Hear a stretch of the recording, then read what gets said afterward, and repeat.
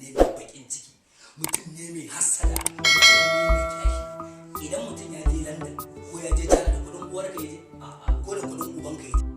Barkanmu da kasancewa a cikin shirinmu na yau, inda za ku ji cewa akwai wani wanda ba mu san ko wane ne ba ya fito social media ya zaki manya-manyan Kannywood da ke taka rawar gani a cikin masana'antar, inda ya hada da Sarki Ali Nuhu, ya hada da Umar M Sharif, da mawaƙin nan Nura M Inuwa, da Aisha Humaira, da Ali Jita, inda ya yi wasu maganganu marasa daɗi a ciki. Domin kasancewa dai, bari ku ga abin da ya faɗi a cikin wannan shirin.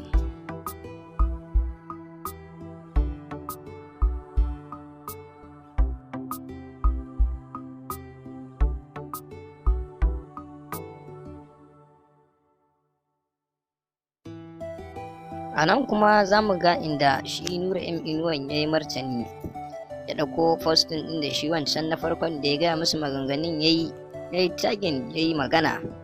Ga dai abin da Nura M Inuwan ya faɗi.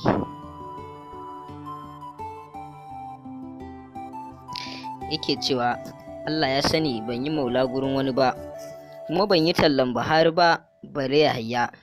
Bugu da ƙari, mai zagin nan in dai mai bibiya ne ya kamata a ce ya san waɗanda zai zaga ko ya zarga ba, inda yake cewa in dai wannan wanda ya yi zagin bai nemi inda nake ba ko kuma bai nemi afuwata ba, to ban yafe mai ba. Sai dai a can gaba za mu ga cewa Shak Isa Alolo ya fito ya yi martani akan wannan maganar.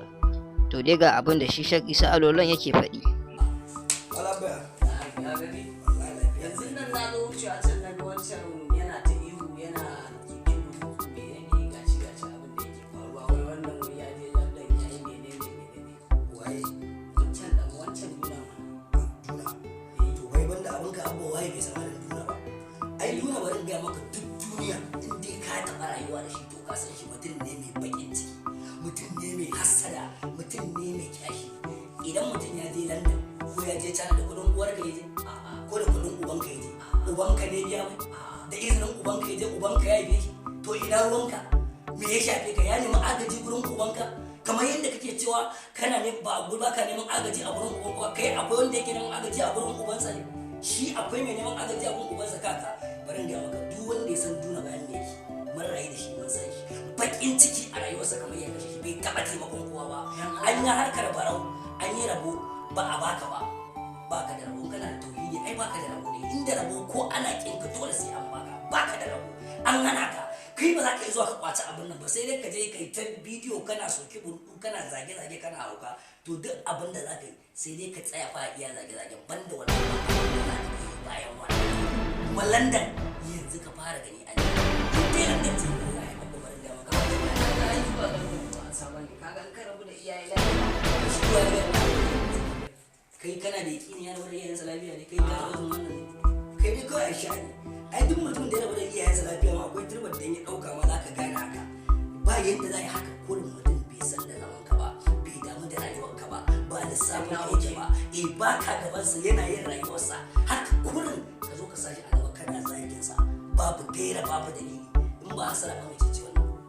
Mecece wannan? Idan mutum ya je London wai tambaye da kuɗin uwarsa ya je ko da kuɗin uwansa, ni abin da nake magana shi ya je mana tsari banza ne, kaza ba za ta yi kyau. Duk abin da ake karɓa da rabin asiri Allah ya riga bai mutum da yake zai. Duk abin da ka sani da rabin asiri ya mai bintikau a rayuwarsa, wallahi tallahi idan ya yi gwanjan gidansu ma wallahi a take abin zai biya kuɗin, a take abin. Amma ka ji saboda hassada ne yake cewa wai yana magana cewa wai menene ai a zo a ƙarar da kuɗi ba yanzu ake ji ba gaba ake. To kai ka fara tunanin, kai ka tuna taka gaban kai duk rufin asirin da Allah ya ba shi bai gode da nimar da Allah ya ba, hangen wani yake shi sa ba zai taɓa gode wa nimar da Allah ya masa ba, saboda kullum nan kansa kenan. Gaskiya ne ha da kwanan da ya lafiya to ai ni abin da doka shi ne ko ya ji ko kar ya ji, ko ya bari ko kar ya bari, wanda yake zagi ya fi karfinsa. Nan da mai sana maki billahi allazi la ilaha illa wannan mutum yanda ka ganshi baki haka zuciyarsa take. Yanda ka ganshi baki haka zuciyarsa take wallahi. Yanda ka ganshi haka yake billahi allazi bai da in dai kana tare shi abba yanzu wannan wallahi sai ya yi gaba da kai. Shi a duniya sai ya fi son kansa da kowa, ba shi da burin da ya wuce ga shi kadai, shi ake kalla akan komai. In dai wani zai samu wani abu nan fa ije ya zagi wani jarumi ba isa bin zari jarumin ya rasa shi ya kama shi da ya danke shi cewa wallahi ba da kai na ba rantsuwa ya dinga yi ba da shi ya dinga rantsuwa so da kai san da duk bige ne iska ce da Allah ka yi wannan zance yan magana ma da kula da shi ba ni ga ba da wannan da ma ni magana ce ni ce saboda asira ce daga tayi to asira zai daina ta wallahi mun ba zai daina asara ba in za ka yi haka da hannunka wallahi ka jahannama wallahi tallahi dan ya tsoron Allah ya dina wallahi ba zai dina so da asira ya karda ta ne yayi ce ni ubangiji Allah ya yi shi tuna ba dai na asira dai ba ina ga maka wannan taba dai na ba haka zai kare rayuwarsa wallahi ha ballo baka da kace kana hanya kai ma ya gida